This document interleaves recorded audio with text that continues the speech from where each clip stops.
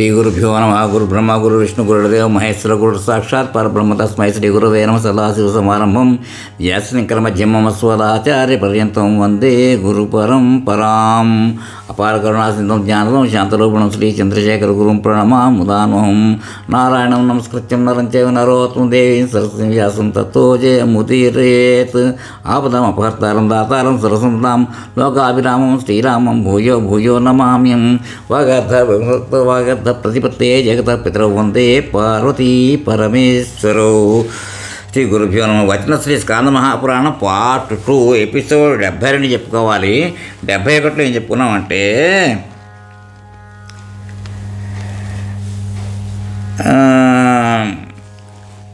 ఆ పట్టు వస్త్రం అట్లే కప్పి ఉంచి ఛత్రము, ధ్వజము, పతాకము, చామరము, ఊయల, గీతములు, వాయిద్యములు, నృత్యములు, పువ్వులు తీసుకుని ప్రసాదమున ముమ్మాలు ప్రదక్షిణ చేసి స్వామిని కూడా ముమ్మాలు త్రిపవలను కప్పి ఉంచిన వస్త్రమును తొలగించవలెను. అక్కడ దాకా చెప్పును. ఇప్పుడు నెక్స్ట్ కంటిన్యూ చేద్దాం. ఎపిసోడ్ 72. ఈ 7 చొప్పున వస్త్రములతో 3 దేవతామూర్తులు కప్పవలను. ముఖము తప్ప మిగిలిన మూర్తి అంతయు కప్పి ఉంచవలను. చలికాలం వచ్చినంతనే స్వామికి వస్త్రమును కప్పిన వారిని మోహము కప్పదు. దేవదేవుడు స్వామికి ప్రావరణోత్సవమును భక్తితో చూచిన వారికి కోరికలన్నీ తీరును. భగవంతుని తలుచుకొని బ్రాహ్మణులకు, గురువులకు, దీనులకు, అనాథలకు సంతోషముతో కప్పుకొనుటకు వస్త్రములు సమర్పించిన వారి పట్ల స్వామి సంతుష్టుడై వరములనిచ్చును. పుష్య స్నానోత్సవ వర్ణనము. జైమిని ఇట్లు చెప్పాను.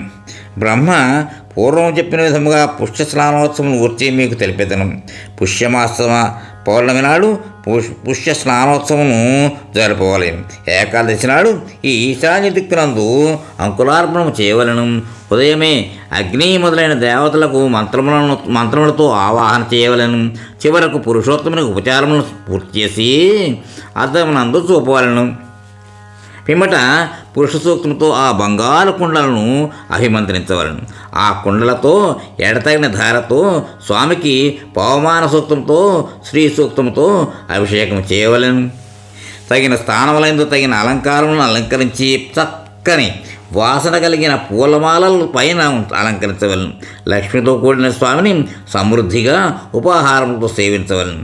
వందిమాగధులు స్తుతించుచుండగా బ్రాహ్మణులు మరలా జయ జయ శబ్దములు చేయుచుండగా దూర్వాక్షతలతో స్వామికి 3 మార్లు అంజలి ఘటించవలను.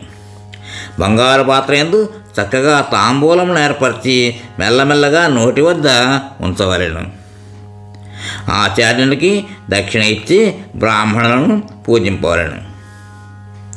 పుణ్యకర్మకు ఈ పుష్య స్నానమును ఆనందముగా తిలకించిన వారికి కోరికలు అన్నీ తీరి విష్ణు పదమును పొందుదురు. ఉత్తరాయణమునందు ఈ పుష్యస్నానము చేయటం వలన దారిద్ర్యము నశించి ధన్యులై బ్రహ్మవర్చస్సును పొందుదురు. మకర సంక్రమణ విధి. జైమిని ఇట్లు చెప్పాను. మకర రాశిలోని సూర్యుడు ప్రవేశించి ఉత్తర దిశగా పూట ప్రారంభించుట మొదలుపెట్టుట ఉత్తరాయణం అనబడును. ఆ సంక్రమణ వేళయందు 20 కళల కాలం ఉత్తమమైనది. అప్పుడు సముద్రపు నీటిచే స్నానం చేసి స్వామిని అర్చించి కల్పవృక్షములకు నమస్కరించవలను. పిమ్మట దేవాలయమున ప్రవేశించి 3 మార్లు ప్రదక్షిణము చేసి స్వామిని మంత్రరాజ్యంతో పూజింపవలను. అట్లే బలభద్రుని, సుభద్రను కూడా వారి వారి మంత్రములతో పూజింపవలను. స్వామిని ఉత్తరాయణ పుణ్యకాలము సూచినచో దేహబంధముల నుండి ముక్తిని కలిగించును. ఆ సంక్రాంతి సమయమునకు ముందు కొత్త ధాన్యమును పొడి చేయవలను. ప్రాసాదములకు ముందు ప్రదేశంలో కప్పి ఉంచవలను. ఆ దూర్వ ఆవ పూలతో దానిని అలంకరింపవలను. పూజించి ఓ కృష్ణ నన్ను కాపాడుము అని మంత్రించవలను. స్వామి అర్చామూర్తులను తీసుకుని వచ్చి మిగిలిన ఉపచారమును శ్రద్ధతో పూర్తి చేయవలను. పిమ్మట నిర్మాల్యము అగు వస్త్రమును, మాలలను దాని యందు ఉంచవలను. గొప్ప సమృద్ధితో ఆ అత్యాదేవతలను 3 మార్లు త్రిప్పవలను. పల్లకి నుంచి ప్రాసాద ద్వారం వద్దకు తీసుకుని వచ్చి 3 లోకములను త్రివిక్రములై బ్రోచిన స్వామిని ముమ్మారు ప్రదక్షిణము చేయింపవలను. ఆ త్రివిక్రమ లీలలు గుర్తుకు వచ్చినట్లు త్రిప్పి మెల్లమెల్లగా శయ్య వద్దకు కొని రావాలను. వివిధ విధములుగా స్వామిని కొలవవలను. పిమ్మట 9 ప్రదక్షిణలు చేయింపవలను.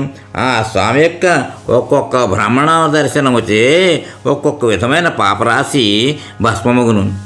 పిమ్మట స్వామిని ఈ విశ్వమును రక్షింపుము అని ప్రార్థించి వరికంకులను సమర్పించవలను. స్వామి ఎదుట నిలచిన బ్రాహ్మణులను భగవంతుని రూపములుగా భావించి తాంబూలములు ఇవ్వవలను. ఈ వ్రతమును పూర్వము కశ్యపుడు ఆచరించి పిమ్మట సృష్టిని నిర్మించిన. కశ్యపుడు ప్రారంభించిన ఈ వ్రతమును చూచిన వారి కోరికలన్నీ తీరి దేవతలతో కలిసి జీవించి కల్పాంతమునందు మోక్షం పొందుదురు. ఈ వ్రతమునందు కూడా వంట ఇంటిని శుభ్రపరిచి అగ్ని సంస్కారం చేసి వైశ్వాదేవము చేయవలను.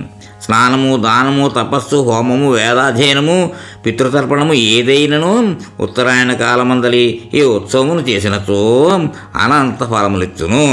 డోలారోహణము. జైమిని ఇట్లు చెప్పాను. పాల్గొన మాసమునందు డోలారోహణోత్సవమును చేయవలను. లోకములను అనుగ్రహించుటకై స్వామి ఈ ఉత్సవమునందు ఊయలు ఊగును. పాల్గొన శుద్ధ చతుర్దశి రాత్రి అగ్ని ఉత్సవమును ఊయల మండపమునకు ఎదురుగా జరపవాలి. ఈ ఉత్సవమును కూడా స్వామి అనుగ్రహం వలన యాత్రలో భాగంగా చెప్పబడినది. చతుర్దశి యొక్క 4వ యామందు గోవిందుని ప్రతిమలను స్వామి ఎదుట ఉంచి పూజింపవాలను. మిగిలిన ఉపచారములతో అర్చా విగ్రహం అర్చింపవాలను. పిమ్మట వస్త్రములను, మాలలను తొలగించి పరంజ్యోతిని తలుచుకుంటూ ఆచార్యునికి నమస్కరించవలను. అప్పుడు ఆ ప్రతిమ సాక్షాత్తు స్వామియేగును. పల్లకిలో స్నాన మండపమును కొనిపోవాలను. ఎల్లప్పుడు వెలుగు దీపములతో మహోత్సవమును జరపవలను. అప్పుడు బ్రహ్మతో కలిసి దేవతలు, ఋషిగణములు స్వామి ఉత్సవం చూచుటకు వచ్చెదరు. గంధపు నీటితో ప్రోక్షించి స్వామిని వస్త్రాదులచే అలంకరించి నీరాజనమిచ్చి ప్రసాదమునందు 7 మార్లు త్రిప్పవలను. పిమ్మట ఊయల మండపమును తీసుకుని వచ్చి పతాకములు, తోరణములతో అలంకరించిన మార్గంపై మండపము క్రింద 7 మార్లు త్రిప్పవలను. యాత్ర ముగిసిన పిమ్మట 21 మార్లు త్రిప్పి ఈ లీలను గురించి పూర్వం బ్రహ్మ చెప్పగా ఇంద్రజములు ఆచరించను. మంచంపై ఊయలపై స్వామిని ఉంచవలను. స్వామి ఎదుట ఆకాశమునందు బ్రహ్మదేవతలు తలలు వంచి చేతులు జోడించి స్తుతించుతూ ఉందురు.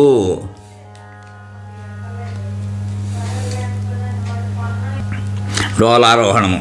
జైమినిట్లు చెప్పాను. పాల్గొన మాసమునందు డోలారోహణోత్సవం చేయవలను.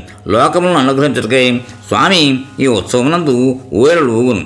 పాల్గొన శుద్ధ చతుర్దశి రాత్రి అగ్ని ఉత్సవము ఊయల మండపంలో ఎదురుగా జరపవలను. ఈ ఉత్సవం కూడా స్వామి అనుగ్రహం వలన యాత్రలో భాగంగా చెప్పండి. చతుర్దశి యొక్క 4వ యామందు గోవిందుని ప్రతిమను స్వామి ఎదుట ఉంచి పూజింపవలను. మిగిలిన ఉపచారములతో అర్చావిగ్రహం వచ్చి అర్చింపవలను. పిమ్మటి వస్త్రములను, మాలను తొలగించి పరంజ్యోతి తలుచుకుని ఆచార్యునికి సమర్పించవలను. అప్పుడు ఆ ప్రతిమ సాక్షాత్తు స్వామియాగును. పల్లకిలో స్నాన మండపం కొనిపోవాలను. ఎల్లప్పుడూ వెలుగు దీపములతో మహోత్సవం జరపవలను. అప్పుడు బ్రహ్మతో కలిసి దేవతలు, ఋషులంలో స్వామి ఉత్సవం చూచుటకు వచ్చేది.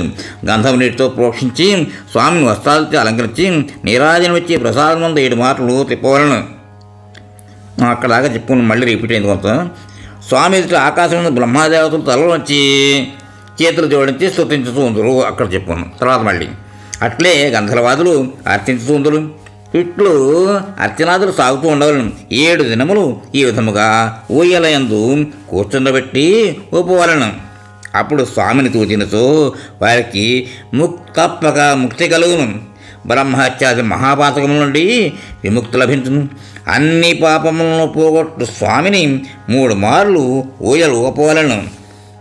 దానివల్ల భుక్తి ముక్తి 2 లభించును.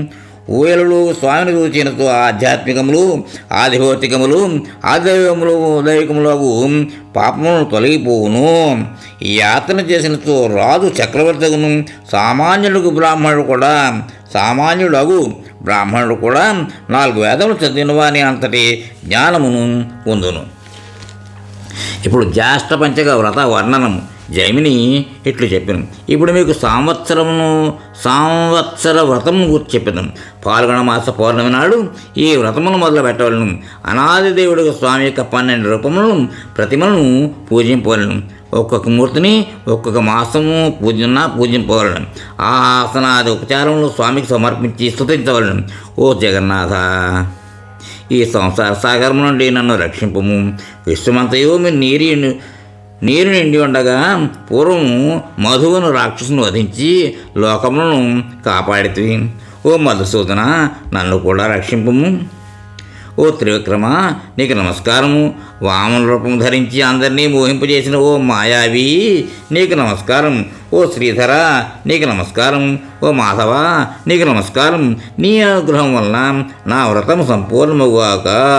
ప్రతి మాసము పూజ ముగిసిన తరువాత ఈ మంత్రములు చదువుతూ చేతులు జోడించి పరమభక్తితో స్వామిని స్తుతించవలను. ఈ విధముగా సంవత్సరమంతయు పూజించి సంపూర్ణముగు ఫలం సిద్ధించడకై ప్రతిష్టా విధిని జరుపవలయను. ద్వాదశాక్షరితో విడివిడిగా ఆ మూర్తులను అర్చించి ఉపచారమును సమర్పించి పంచామృతములతో స్నానం చేయవలను. హోమం ముగిసిన తరువాత ప్రాసనము చేసి ఆచార్యునికి దక్షిణ ఇవ్వవలను. 12 కపిలధేనువులను అలంకరించి దక్షిణగా ఇవ్వవలను. 144 మంది బ్రాహ్మణులకు భోజనములు పెట్టవలను. పిమ్మట ఆ మూర్తులను కుండలతో, వితాసముతో, చామరములతో, సమస్త ఉపచారములతో సహా ఆచార్యునికి ఇచ్చివేయవలను. ఈ వ్రతరాజ్యములు చేసినతో కోరికలన్నీ తీరును. గుండిచా యాత్ర మొదలుకొని వర్ణించిన 12 యాత్రలు ఉత్సవంలో చేసిన ఫలము ఈ వ్రతము చేసినా కలుగును. ఇంద్ర పదవి, సార్వభౌమత్వము, చక్రతత్వము, చక్రవర్తిత్వము కలుగును. స్వామి అనుగ్రహం వలన అష్టైశ్వర్యములు సిద్ధించును. ఈ మహాపుణ్యప్రదము ఈ వ్రతమును నారదుడు ఆచరించి 12 సంవత్సరములు జీవన్ముక్తుడైన స్వామికి ప్రీతి కలిగించలకు ఇంతకు మించి ఉత్తమగు వ్రతము లేదు. ఈ వ్రతమును మీరు కూడా నీతాత్ములై ఆచరింపుడు. ఇక్కడితోటి ఈ ఎపిసోడ్కి విరామం ఇద్దాం, తర్వాత కంటిన్యూ చేద్దాం. స్వస్తి. మోహన్వాణి తెలుగు పోడ్కాస్ట్ వింటున్న శ్రోతలందరికీ హృదయపూర్వక ధన్యవాదాలు. వినండి, వినిపించండి, వింటూనే ఉండండి. మోహన్వాణి తెలుగు పోడ్కాస్ట్ మీరు వింటున్నారు. మోహన్వాణి.